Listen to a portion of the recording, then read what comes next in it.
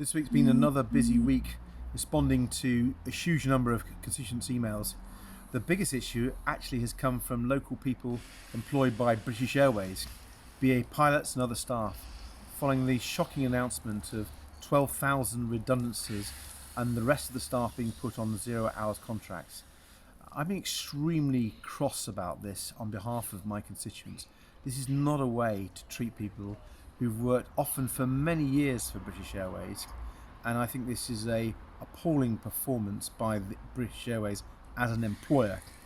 We all know the aviation industry is in problems, of course we do, but I think it's incumbent on a company that's taking a lot of taxpayers' money for things like the furlough scheme to treat its staff better, and I'll be raising this along with my colleagues Sarah Olney and Munira Wilson.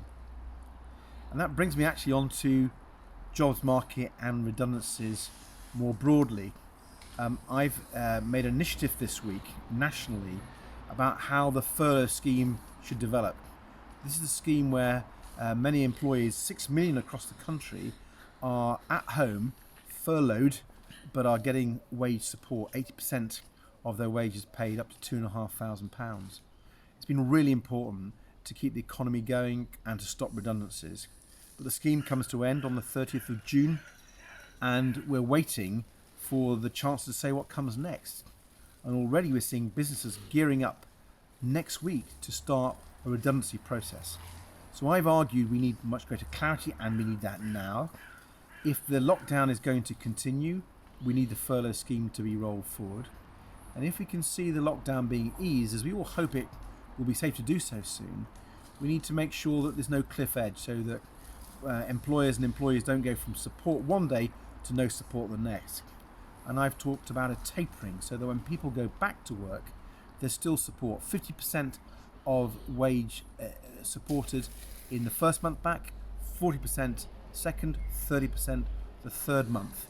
And that will enable businesses to get going again, to get the cash flow so they can afford to pay the full wages in a few months' time. Locally, I've been engaging with Kingston Hospital, with businesses through Kingston First, the Chamber of Commerce, and I've just written to all the head teachers offering support and trying to understand how they're feeling about prospects of the lockdown being eased in local schools, primary and secondary. I know many are very nervous, and rightly so. This is a difficult time, but I also know parents are thinking about their situation as well. So I wanted to get feedback from all the head teachers across the constituency. Final point, and I'm sorry to bring it up, but that's Brexit.